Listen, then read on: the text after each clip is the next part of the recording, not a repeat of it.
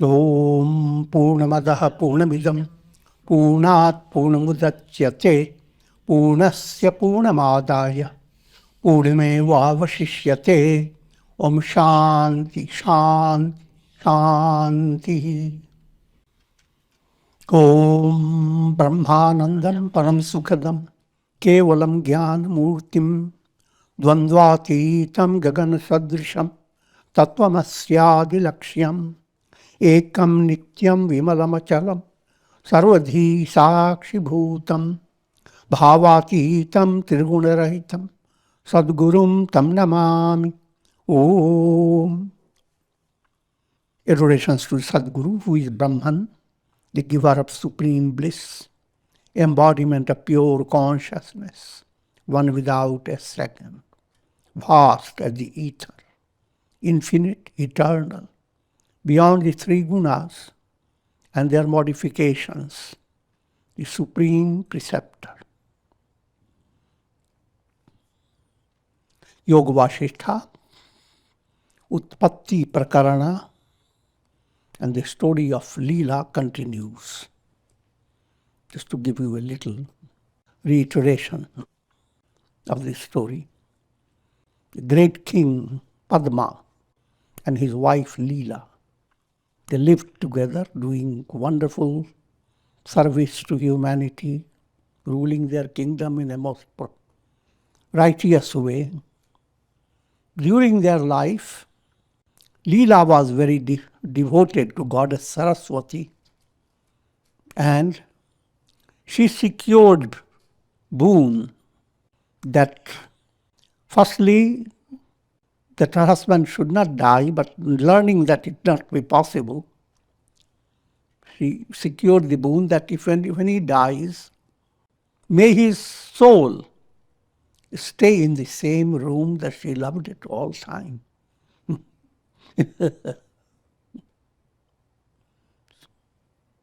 So it's kind of, the mind is always a foxy nature. Outfox God's creation and laws of God. And the boon was given. She felt very relaxed. But with the passage of time, an enemy attacked the king. King was mortally injured, brought into the palace, and there he expired before Leela. And Goddess Saraswati, through an aerial voice, informed her that the soul has not gone away from this room.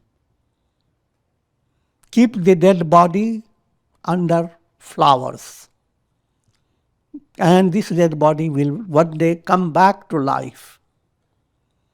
But presently, he is dead, and the soul is there within the very room.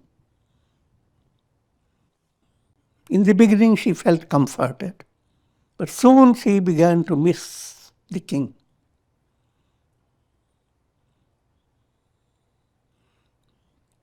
And she developed that intense desire to see what's the condition of the soul of her husband.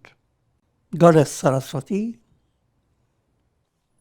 inspired her, led her in a subtle way, told her to enter into samadhi, into meditation, and start the mental process of willing, simple way. She left the body behind, and through her mind and through her subtle body, she took recourse a great spirit journey, mystic journey, and was led to a great kingdom where a young man, Vidhurata, had inherited the kingdom of his parents. His parents, having lived a long time, having secured the kingdom under Vidhurata, have taken recourse to ashram life for attaining mukti, liberation. And Vidhurata was ruling the kingdom. Leela was able to see before her own eyes. Yes, her presence was subtle. Nobody else saw her. She was extremely surprised to see many people looking exactly alike. So she had one shock that her husband had died. But now she had another shock that most people had died from her. Returned to her own place again by the astral journey. And to comfort her mind, she immediately called for a big gathering of her royal officers. Even during the night, they all came together. She looked at all of them and internally was now secure in her understanding that no one had passed away except her husband. And she simply dismissed them that she was not feeling well. She just wanted to see them.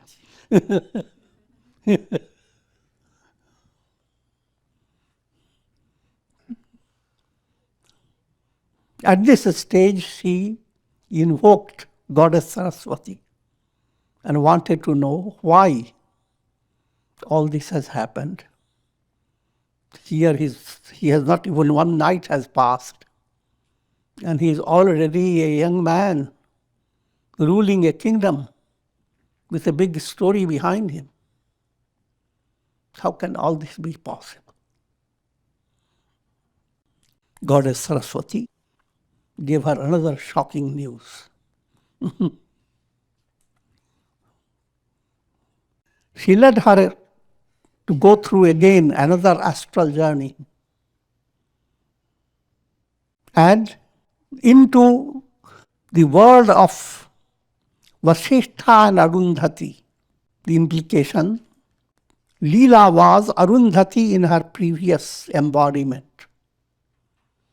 And Padma, King Padma was named Vasistha. Don't confuse it with the main teacher of Yoga Vasistha. Similar names are given to so many.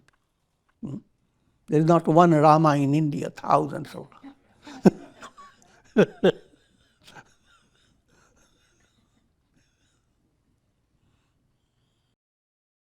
And as Vasistha and Arundhati, they were farmers and they are doing many types of jobs. And Arundhati was, like Leela, devoted to Saraswati. So her devotion to Saraswati came from her previous life embodiment. And she had also secured the similar boon that if her husband were to die, let him stay in the same room. The soul should not go anywhere else. And the boon was granted. So, within this space, which Yoga Vasistha describes, of the size of a thumb or similar, within that short space, in Parvat Gram, that's called Parvat Gram, there opened up the world of Padma and Leela. This same Vasistha and Arundhati, after Vasistha died, Arundhati also died. And both stayed within the same space. But in that space opened up the world of Padma and Leela. And where in that world Padma dies, and in the space of Leela's palace, in a little thumb-sized space, opened up another world where there is Vidhurata. And later we realize Viduratha has a wife exactly like Leela. And her name is also Leela. So we will be talking about Leela number 1 and Leela number 2.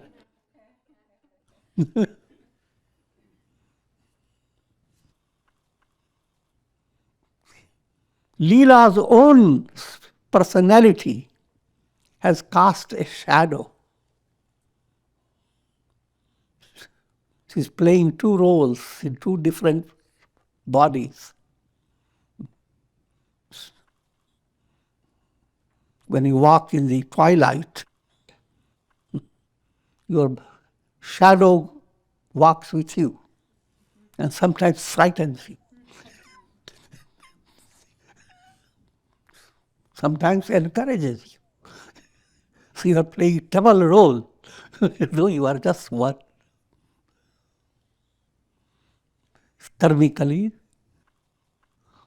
very mysterious things happen. Now, in this process, after she had seen Vidhurata, and after this, at this stage, she has been brought into Parvatgram, her previous embodiment as Arundhati. And there, Goddess Saraswati gives her insight into the illusory nature of the world, the miracle of vasana, subtle desires, and so many things. In that process, Leela develops a special psychic power to recollect many of her embodiments.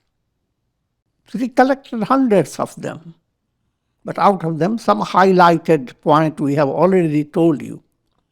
She remembers that she was once wife of Vidyadhara. Vidyadhara is a little better than human class, or Gandharva class, with more power. And she was born as a wild woman of a wild tribe, Gillini. Another embodiment, she was a wife in the ashram of a sage. But there was a tragic destruction of the whole ashram. The whole ashram was consumed by fire. She was born as a great ascetic.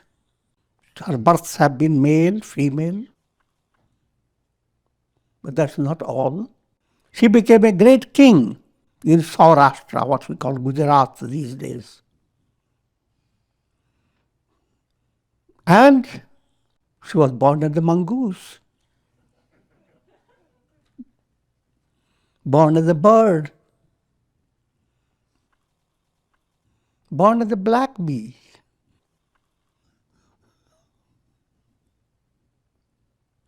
Having enumerated these, then she asks more about the mystery of this world. And Goddess Saraswati gives her more possibility to understand. At this stage, Goddess Saraswati and Leela, they are hovering over the same place where Vasistha and Arundhati lived. And she is remembering all the details of her previous personality. In that world, only few days have passed. In her world, years and years, 70 or more. And this is the stage where we are now. Leela remembers more details about her previous embodiment. And that's when she was Arundhati. Sage Vasistha continued, O Rama, Goddess Saraswati and Leela both flew out of the house in Parvatgram and began to see that mountainous valley without being seen by the villagers dwelling there. She's hovering over her own place, her previous place. As a result of increasing mental purity, Leela began to remember the details of her past embodiment in the form of Arundhati. Leela said, O Goddess, by your grace I remember the details of my past life. In this very place, I became an old lady.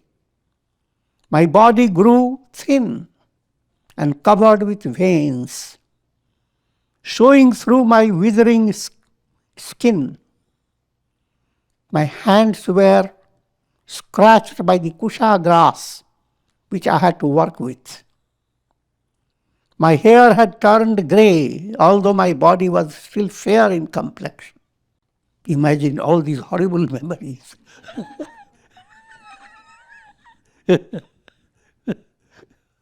Relate to everyone. And we don't have to go into the previous life.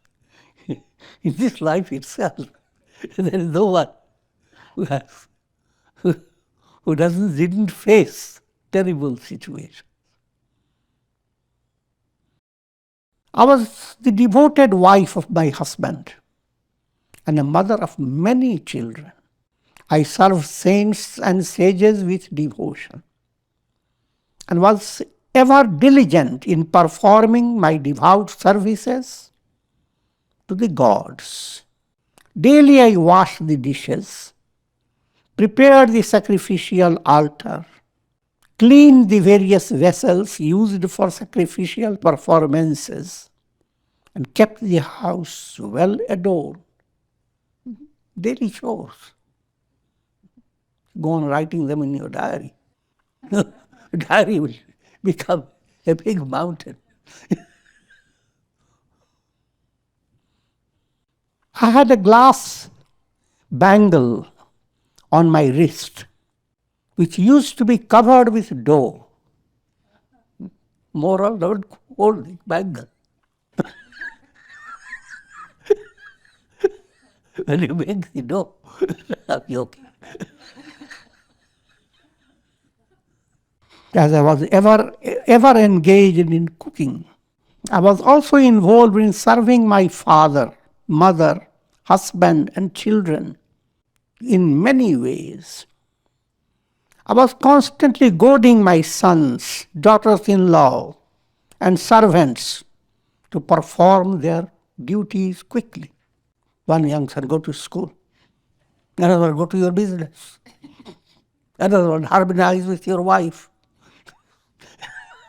I'm just giving you a few ideas. So when you have a big family, that's how life goes. I would say to them, hasten, be quick. Why are you delaying in this work? And I kept myself busy to set a good example for them. I never found time to think, who am I? What's the nature of this world? Is this world real or illusory? My husband was also deeply involved in his household duties. He recited the Vedic verses, but his intellect was not purified. Sometimes, covered with a tattered blanket, I used to remove ticks from the ears of a little calf. When the house became too boring, she went to her pet calf, sat with the calf, started removing the ticks.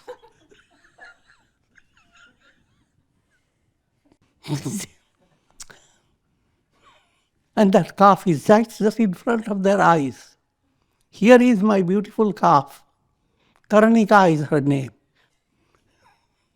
With beautiful ears. And look, oh Devi, it's a beautiful calf. She's missing me. She has given up eating and drinking because of separation from me. And look, here is a poor woman who brings water to my house. She also has become weak because of her grief. 8 days have passed. Only 8 days. And they are still grieving. See? Yoga gives you a good basis to understand the illusion of the world. For making easy understanding, I have already told you, think of how In computer, you create a folder. Folder takes only a little space, not even thumb size. And within the folder, you create another folder. In that folder, you create another folder.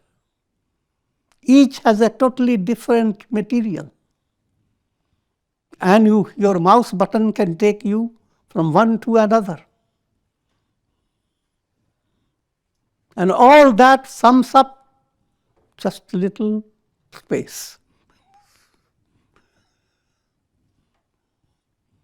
That's the way the world processes. And dream is your simpler illustration. Just within your bed, you find a whole world. Still you are covered with your blanket, looking cozy. But things are not cozy nor rosy.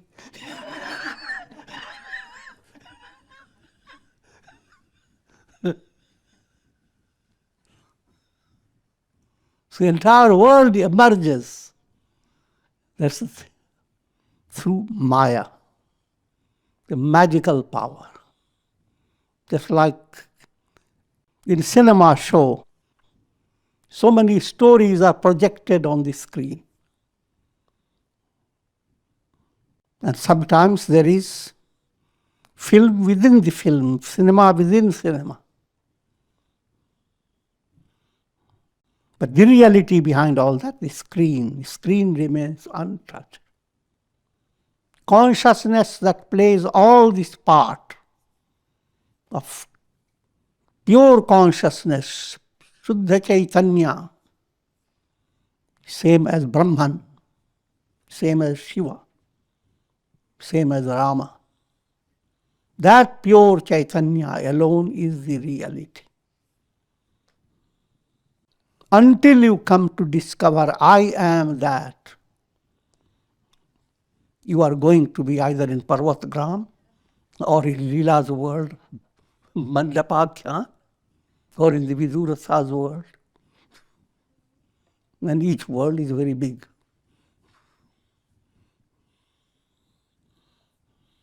There I see the altar of my house, decorated with flowering creepers and adorned with clusters of fruits and flowers.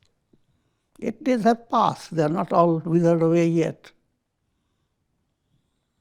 I remember how my husband cherished the fond wish of becoming a king, and how even in the space of that very room, he entered into a different world system, wherein he lived for a long time as King Padma and his queen, that's Leela herself. And all this had happened in only 8 days from the point of view of Parvatgram. In Parvatgram, only 8 days have passed. In Leela's world, years and years have passed. That's the mystery. Time, space is not reality.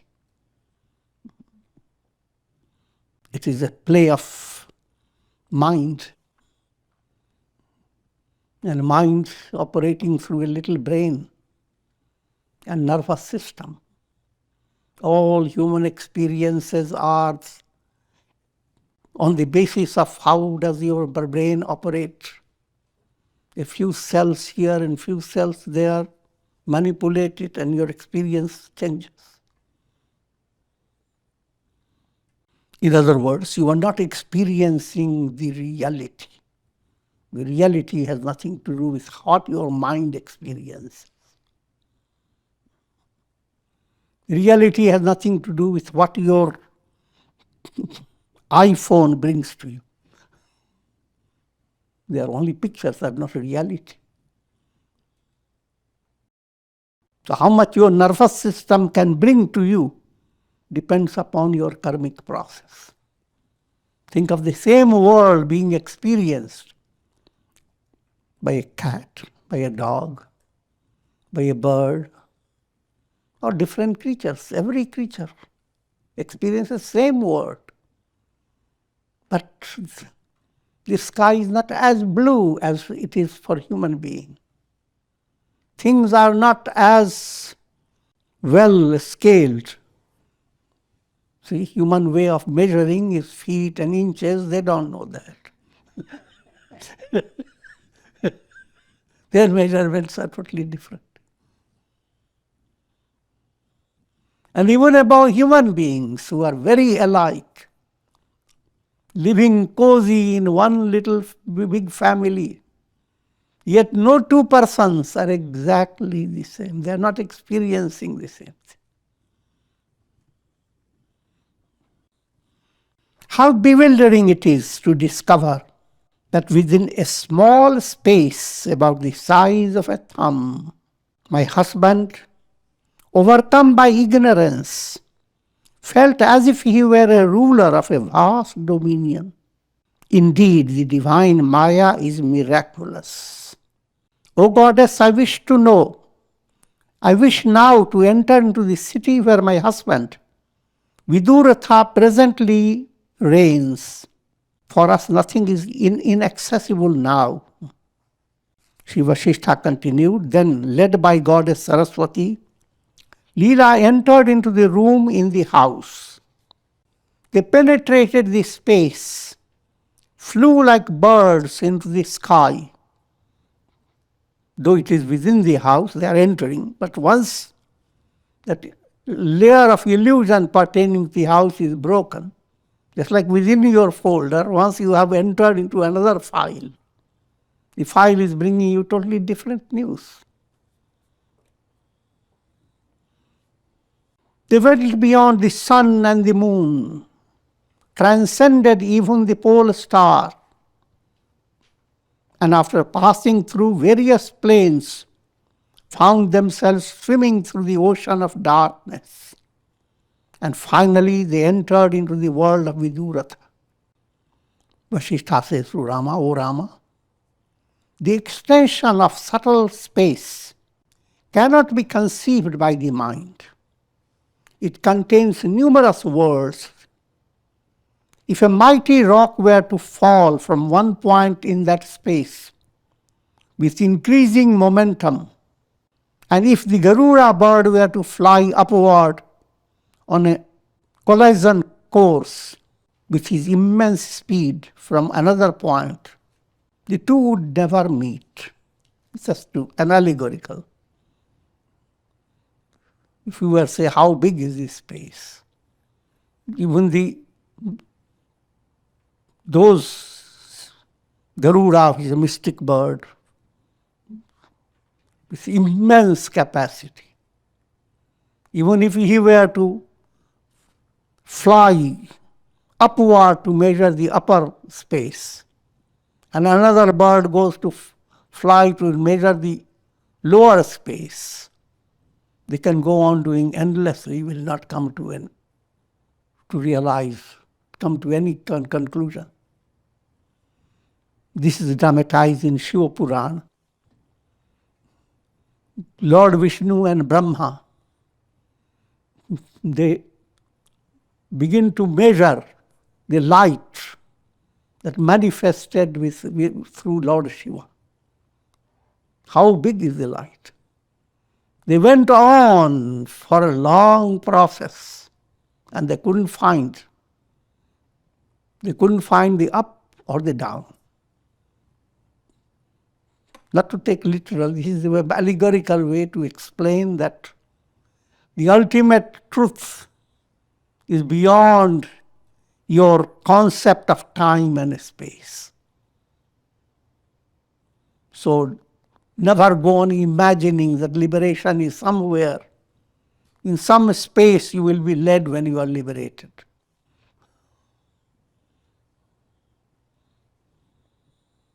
After observing the wonders of these numerous worlds, Leela and Goddess Saraswati both entered into the world of Padma. After that Arundhati Vasistha world, Parvat Gram, they came back to Leela came back to her own normal world. They beheld the dead body of Padma, still covered with flowers. And Leela saw her own physical body seated like a painted picture. Must realize Leela was right there. All the journey was through her subtle body. The people of the royal palace were still in deep sleep, and the atmosphere was filled with fragrance emanating from sandalwood, camphor, and other fragrant materials. There Leela desired to see her husband as King Viduratha, who existed in a different world system that was confined to the space in her room in the royal palace. Leela and Goddess Saraswati again penetrated the subtle space, flew through vast space, and alighted in the world of Vidhurata. By this time, many years had passed in the world of Vidhurata. All this to Leela in his journey was only short duration. But in Viduratha's world, many years have passed. By this time, King Viduratha was engaged in a terrible battle. Leela and Goddess Saraswati, seated in aerial cars, observed the events of the battle. King Sindhu had challenged King Viduratha. Now this is the story now. King Viduratha is King Padma's present personality, present embodiment. And a great enemy of his, he is called King Sindhu, with a vast army. Both armies fought a terrible battle. Rivers of blood began to flow, and the battlefield was strewn with dead bodies of human beings, camels, horses, elephants, as well as with broken weapons, chariots, and numerous other objects. At the decline of the day, when darkness began to spread over the earth, the battle was postponed until the next day, and the armies retired to rest in their camps. King Viduratha retired to his palace, and being fatigued and wounded, entered into deep sleep. Then Leela and Goddess Saraswati both flew into the palace through the narrow space of a window. They entered into the palace much like twin currents of a breeze. In section 40, you are getting an intermission. Sri Rama asked, O sage, how was it possible for Leela and Saraswati to enter through the narrow space of the window into the royal palace? How can this body which is gross enter through a small hole the size of the stem of a lotus? You are being led to understand physical body is not the reality. But if mind has developed that type of illusory notion, as long as that illusion grips the mind, physical body is your reality and you are living in it. But if illusion begins to move away, you realize that the awareness of the body is based on mind.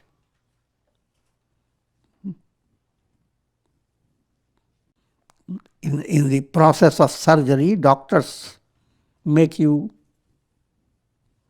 become unconscious.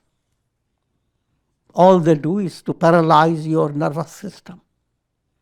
The moment it is done, body is being worked upon and you don't know anything about it.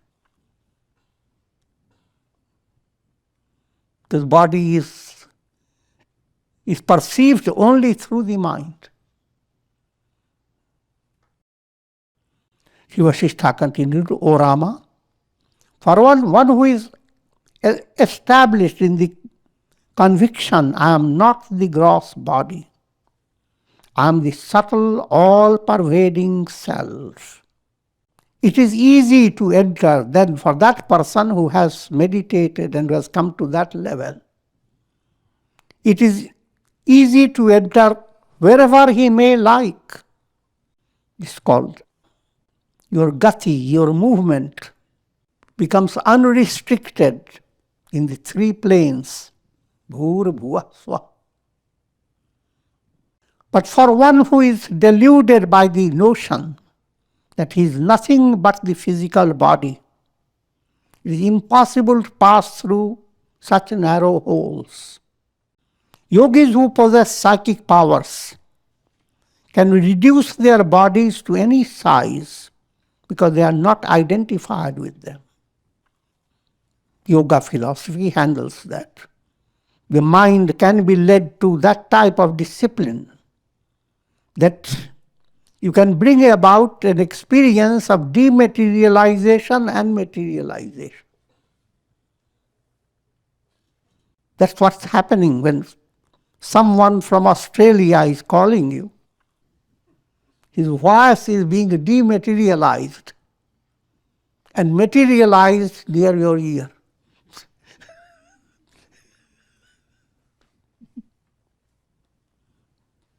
One day technology could come to that stage that you simply sit in a magic basket and push a button and will become dematerialized and appear in the house where you want to contact people. Seems like a big joke, but is not.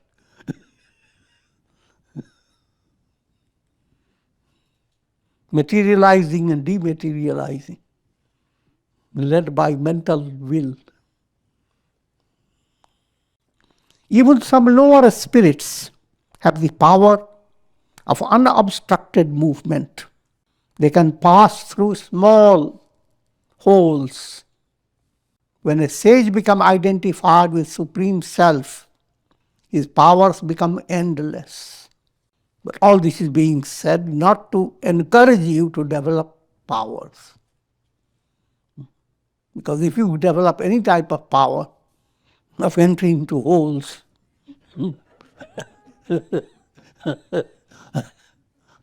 and getting to know everything that is cooked by the neighbors, that doesn't in any way help you to be really happy or substantially progressive. Every human being is mental in nature. His physical body is an appearance sustained by an abstract mental substance. Even this mental body is nothing but the self. For one who is established in this wisdom, nothing upon this earth is inaccessible. That should not give you the idea that you can enter something that people consider a secret museum, and by yoga you will just go and you can do that. But that's not the implication. You can enter implying you can become anything you want, because your consciousness manifests as the entire universe. And universe is not a reality. The experience of death arises as an act of the mind. Wherever a person dies, there he experiences his journey into astral worlds as well as his new embodiment. It is not a space is not a reality. No matter which bed you lie down, you enter into a dream world. You can't relate the dream world to that space of your dream. And to know furthermore, even the space in your practical world is similar illusion. Just like in dream. Dream is a smaller dream. Waking state is long dream. But there is no difference from advanced point of view. So you are not dealing with practical reality of time and space. The moment you think of time and space, you are already trapped by illusion. Whenever a person dies, there he experiences his journey into the astral worlds as well as his new embodiment. In fact, he does not go anywhere. For example, to experience dream conditions, one need not go anywhere. In the same way, from the point of view of absolute reality, there is nowhere to go. One is always the self that transcends time and space. O Rama, the ether of the physical world, Bhutakash, is an appearance sustained by the ether of the mind, Chittakash. Further, the ether of the mind is also an appearance sustained by the ether of the self, Chidakash, which is the ultimate and only reality. Important point that people must remember. We speak of Akash, space, in three stages. Bhutakash, practical space. All your dealings in this world are practical. You mail a packet, send money and whatsoever, all that is done in Bhutakash. But if you want to mail goodwill of yours, a feeling of tender feeling of joy or whatsoever, you can't packet it in space tubes and mail it. Your feeling touches the person far away, whether away or near. But it doesn't follow the rule of the space. That has a totally different space called Chittakash. And compared to Chittakash, Bhutakash is a nothing. It's a bhoot. It's a ghost. Bhoot means ghost. An illusion. And Chittakash, the mind that seems to take an immense extension and a space. All that is nothing compared to the infinite expansion of the self. That again is allegorical word. Chaitanya, Chidakash, that's the reality. That Akash contains nothing. It's absolute. Beyond time, space, causation. And all the three are with you. Bhutakash, you are dealing day by day, led by your body. Chittakash, you are dealing led by your mind. Chidakash, you have a little experience when you go into deep sleep.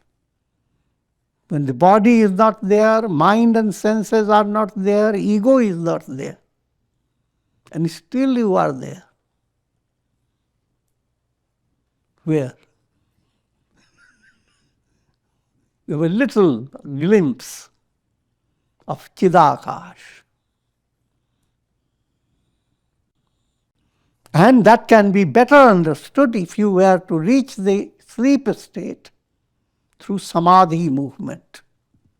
Allow your mind to become more and more calm, relaxed, and you begin to rise beyond your body, mind, intellect, ego. And that way you get the real glimpse and real revelation of who am I.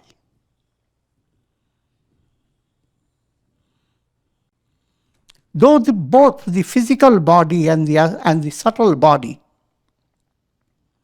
are illusions sustained by the self, yet from a relative point of view, The mind has a greater power of pervasion than the physical body.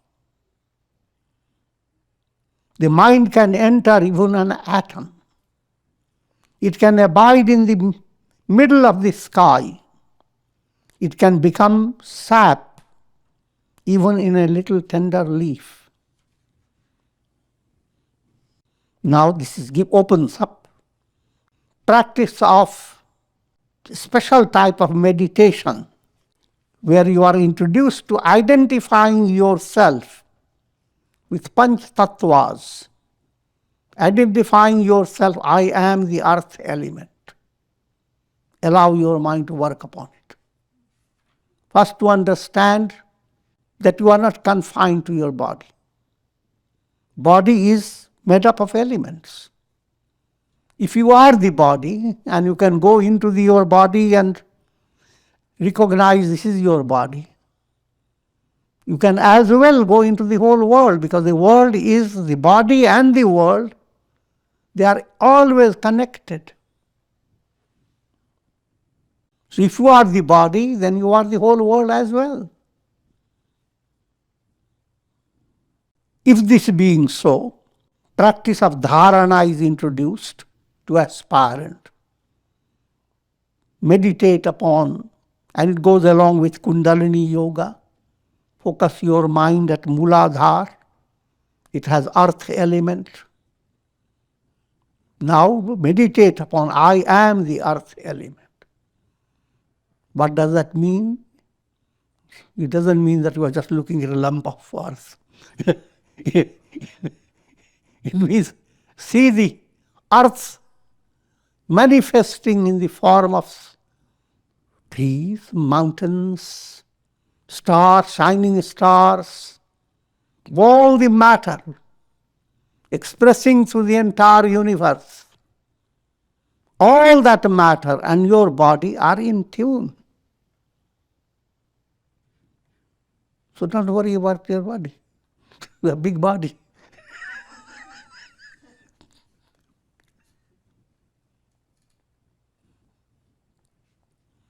And likewise, move to another of the water element. Develop a feeling you are running a stream, enjoying all the challenges of rocks, etc., and flowing on, singing your song, kal kal chal chal.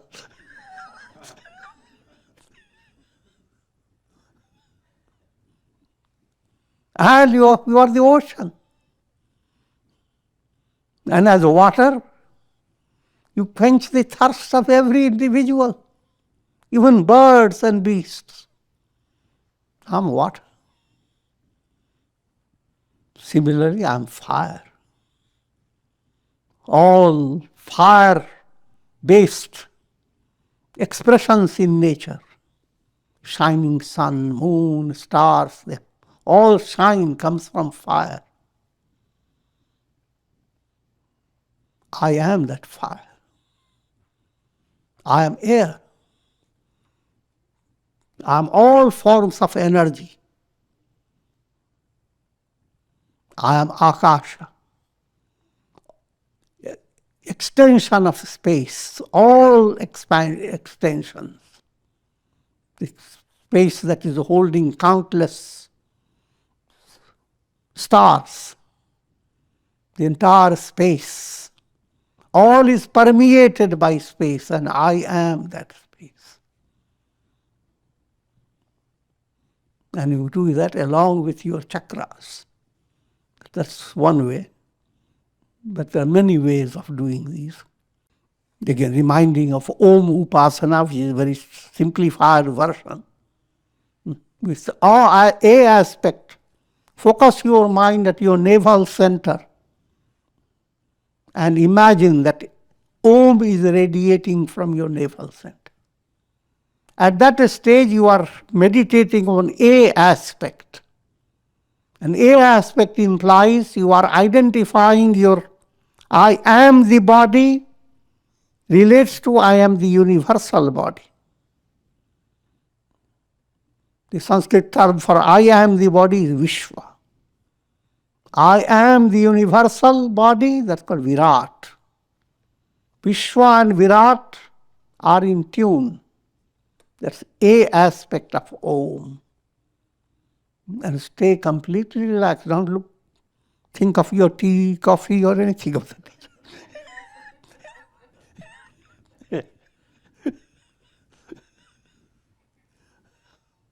Greater the relaxation and mind in sattvic state, greater your ability to have that type of meditation. But sometimes you do not have any feeling about it, but you follow the sequence. You are introducing it to your subconscious. And you gradually begin to get into the reality of the sadhana. So if you do not begin in a perfect way, it doesn't matter. So next, when you complete that A aspect, come to U aspect. Om contains A, U, M. Heart center becomes your focus. And here, you develop in your mind that body has been a mental projection.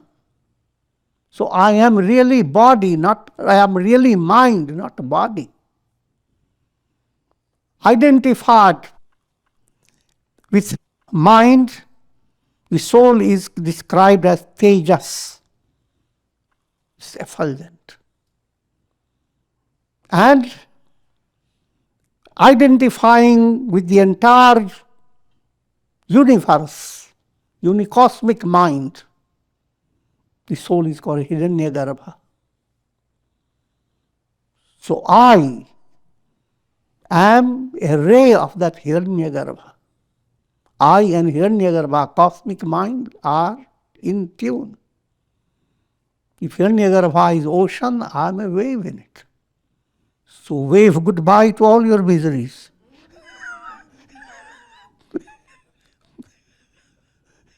Forever.